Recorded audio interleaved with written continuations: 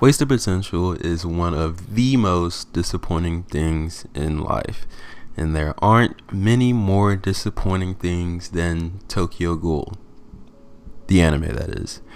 This isn't a video criticizing the anime itself because that's been done to death and thousands of people on YouTube have already given their take on that.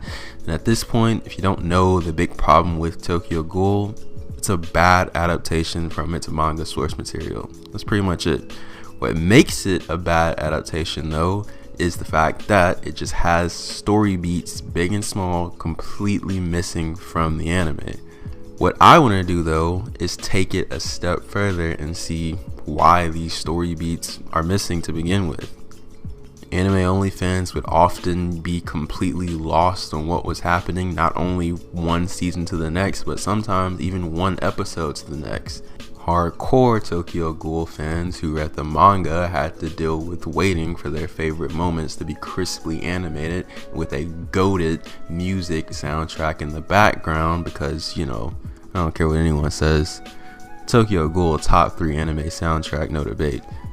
Only for this giant moment that they had been waiting months, maybe even years for it to be completely skipped. But why was all this done? At the end of the day, anime is a business. Anime are created to make money, not for the love of drawing or the love of animation.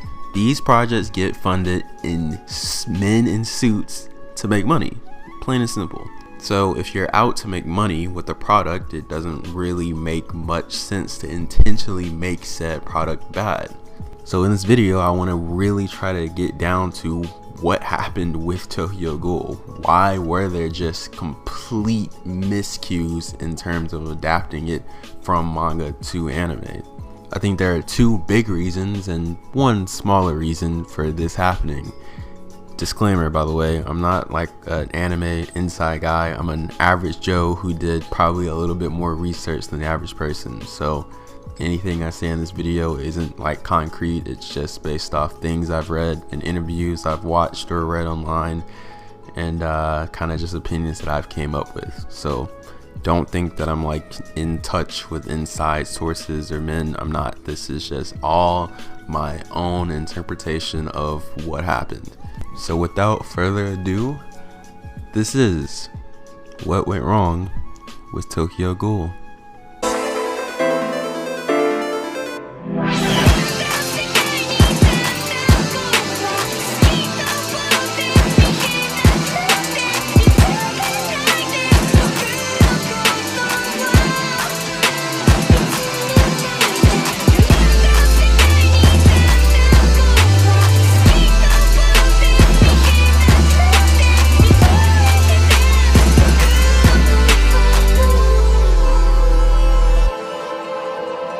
So I'm going to pretty much chop these 3 things into a neutral, bad, and good reason for the Tokyo Ghoul anime to not be that great of an adaptation. The neutral reason was going to be lumped in with a good reason, but I came to the conclusion that not everyone's going to feel like that's a good reason. Some people are going to feel like it's a bad reason. Some people are going to feel like it's a good reason, like me. So I just decided to leave it neutral. And what is this neutral reason, you ask? Here it is. So, censorship. So, let's look at why some people would think censorship isn't a good reason for the adaptation to turn out the way that it did, and why I feel like it's a valid reason. Some people feel like if you're going to adapt something, do it right, point blank, period. And that's a valid stance that I can't too much refute.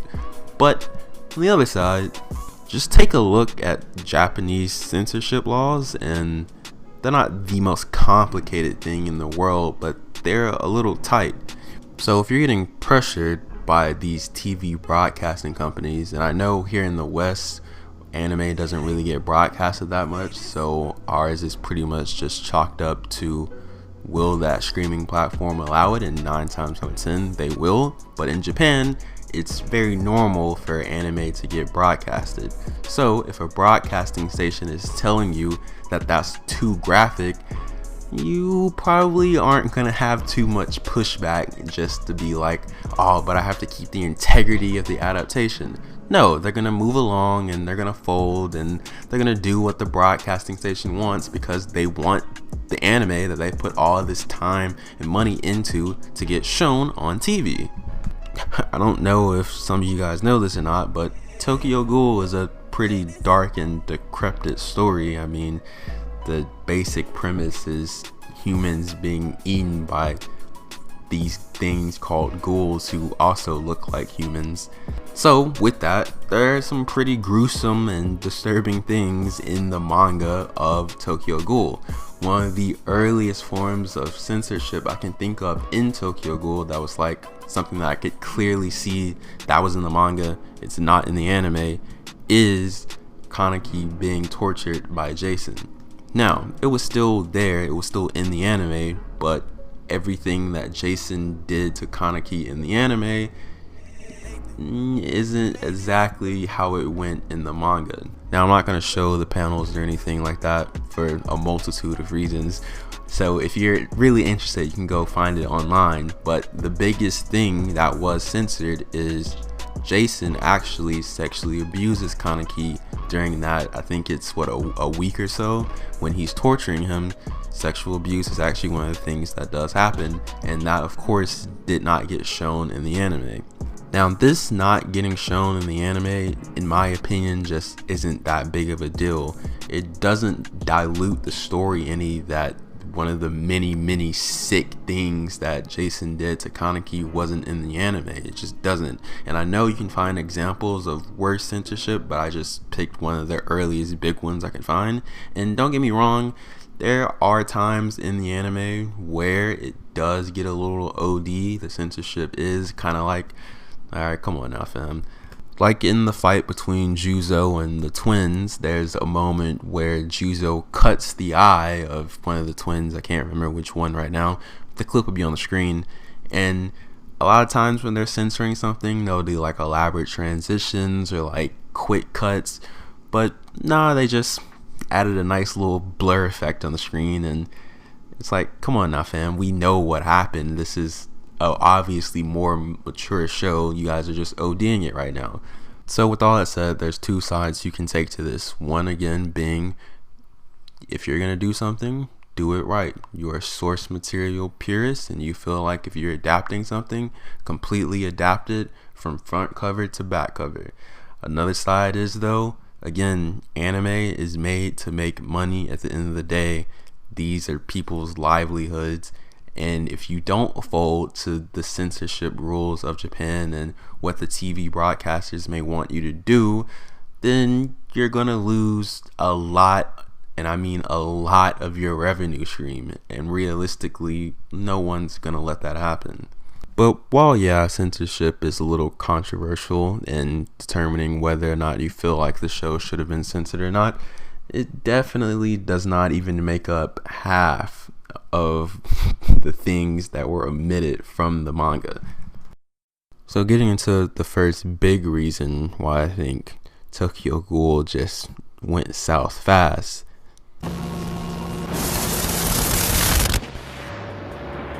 So what do I mean by going for mainstream appeal?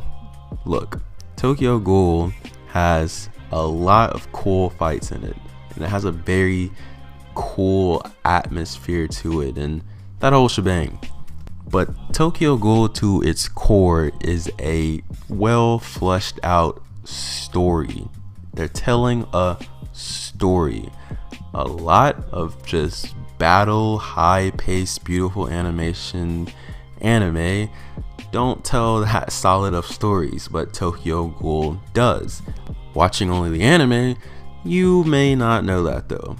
And that's because I feel like there were some studio heads who wanted to structure Tokyo Ghoul in a way that it pushed these high action moments in the anime and maybe tried to take a back seat with the storytelling, if that makes any sense. Because crisp animation and great music is sometimes, yeah, an easy way to shoot up the charts and get mainstream appeal. Yes, that's valid. But that really shouldn't have been the type of time this anime was on, and the more and more I watched it, the more I got that vibe that was the wave that they were on. They wanted to show off as many big conclusion battles with Kaneki fighting some bad guy in an arc where they could slap Unravel in the background, and no, that Tokyo Ghoul has those moments, yes, but that's not what makes up the meat of it. I won't go too deep because I feel like there's, once again, thousands of videos you can find of people who can probably break it down better than me. But a big idea in Tokyo Ghoul, I feel like, is judging the individual, not judging the group, and that's a good theme and idea to have as you go through life. Yes, there are ghouls who have the nature to eat humans, and they literally see humans as these foul things beneath them that are nothing more than a nice, healthy, packed lunch. And yes, there are humans who see ghouls as nothing more than these savage animals that they need to rid the world of. But there are also individuals on both sides who just want to live their life, and they don't fall into these negative stereotypes, and you need to judge them based off their own ethics and their own actions. Don't completely throw all humans under the bus, and don't completely throw all ghouls under the bus. This is a thing and something that you easily pick up on within like the first 20-30 chapters of Tokyo Ghoul. Rarely in Tokyo Ghoul that I find myself rooting for strictly humans or strictly ghouls. I found myself rooting or going against characters on an individual basis, not based on what alliance they were in the manga. I found myself more as a bystander, just watching events happen. Nigga, that's not the same vibe you get from watching this anime. Whichever side Kaneki is not on in the moment, those are the bad guys in the anime 100% of the time, every single time. When Kaneki's with the ghouls, the humans can do nothing good. They're terrible individuals, and the world will be a much better place without them. They're sick. And when he is on the side of the humans, even though himself still being a ghoul, ghouls are just looked at as these trash things that are what is going on. And I know it sounds strange to be able to create two different elements and two different perspectives and two different feelings when at the end of the day the source material is the same, but that goes to show how different the tones are and how different the anime and manga truly are. Not just based off events happening in the manga and them not happening in the anime, but just the way the entire show was structured from beginning to end. Like I said before, Tokyo Ghoul's manga more seems like you as a reader are just watching the lives and watching this world unravel in front of you. When watching the anime, it just kind of seems like, grr, who's the next big bad human we gotta fight, or vice versa, who's the next big bad ghoul we're gonna fight, based off who Kaneki is aligning himself with at the moment. It really seems like there was some big authority figures and figureheads who felt like Tokyo Ghoul could be the next big thing to shake up the anime world, and rightfully so. But highlighting high action moments and putting them in the front line, that was not the way to go, not the way to do it. Tokyo Ghoul came out in 2014. The year before that, Attack on Titan came out in 2013, so maybe they felt like this more mature take on violence and action is what projected Attack on Titan to the top, but that's just actually the complete opposite. I made a video, link in the description, talking about how well Attack on Titan walked that line between mind-numbing shonen battle action and still having a very coherent story and coherent world, and that's the exact level of success Tokyo Ghoul would have if they adapted the manga properly. There's no definitive way to tell what they were thinking, and I could just be completely making all this up, and I could just be honestly reaching, but it really does feel like there was heavy emphasis put on the battles in the anime, like they should have been the priority and the main focus, and they were the thing that was pushed heavy. But if you read the Tokyo Ghoul manga, you know that fights only make up a small portion of the formula, which makes it such a classic manga and such a great story. So if I'm right, and this is the majority reason why it came out so butchered and botched, then shame on you. Shame on you, studio, period. And I do genuinely feel like there's somewhat validity in me saying this based off what Route A ended up becoming. You know, that second season that ended up being a bunch of filler that they had to go and undo. Yeah, that was a lot of mind-numbing, just empty action and very, very little storytelling in that. But we've looked at the neutral, we've looked at the bad, now it's time to look at the good.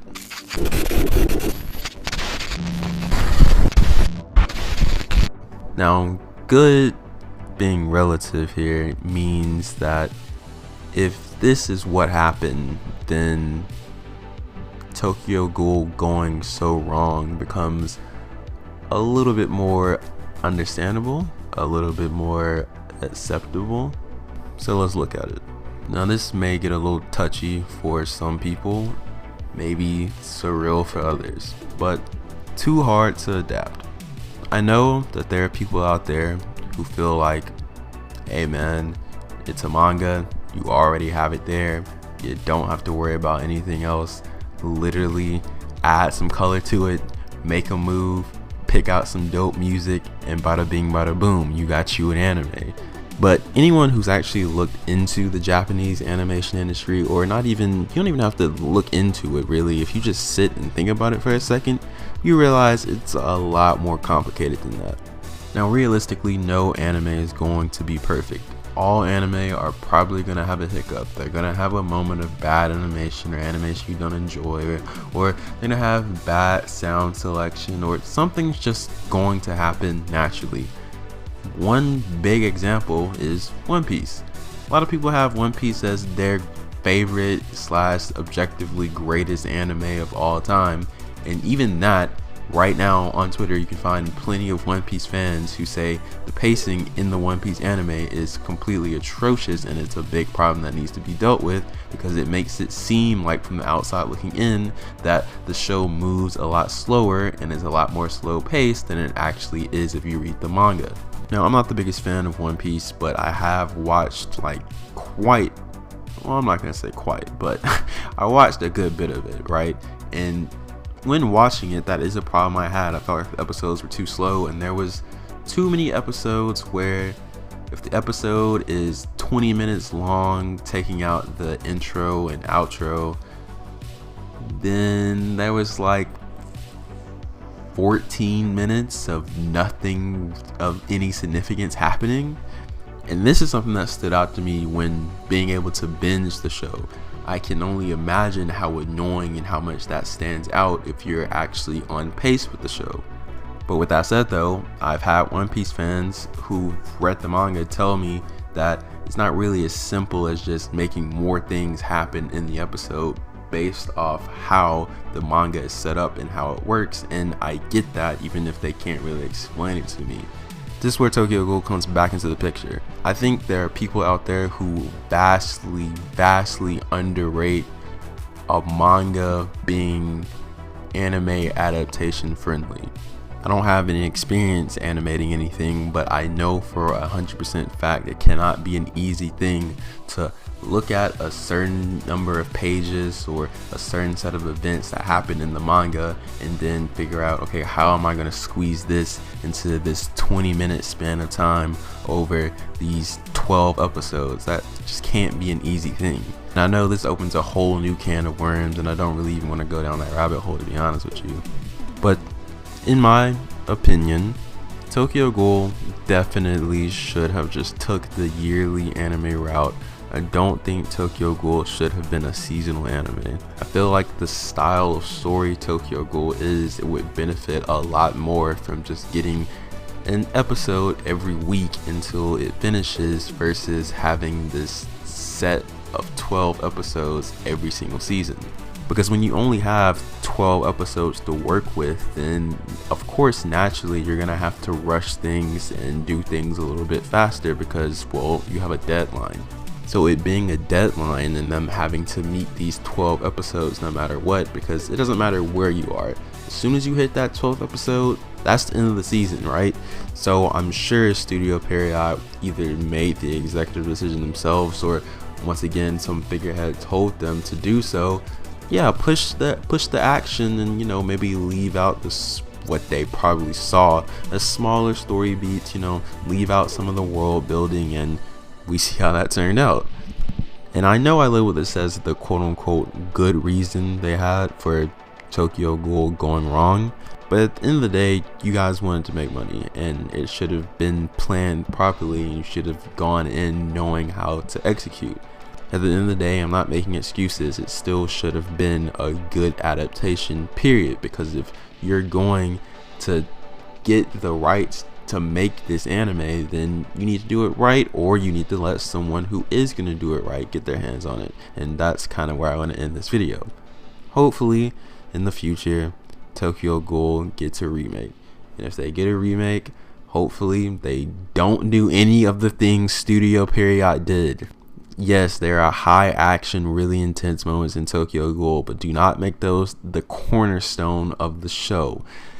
Yes, Tokyo Ghoul is a very meaty story, so yes, you're going to have to develop a world and flesh it out a little bit more, and for that to be done, I honest to God don't think it can be done just hitting 12 to 24 episodes every arc. I don't think it can be set up that way. I think it needs to be a yearly anime, and I think episodes need to come out every single week for however long it takes the show to finish. And that's just that. I know that's intense. I know you get into the argument of crunch and this, that, and the third, but just speaking from the perspective of the show being the most successful, that's what I think needs to happen.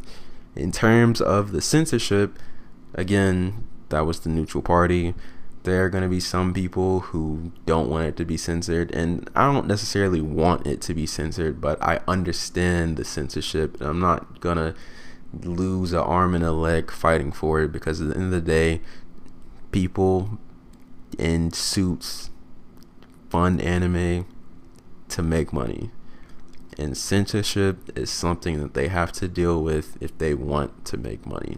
So that's that. That's in the video. If you liked it, like it. If you enjoy my video and you want to go look at other videos, then hey, go do that. And if you enjoy the other videos that you see, subscribe, man. That'd help out a lot. All right. I'm out.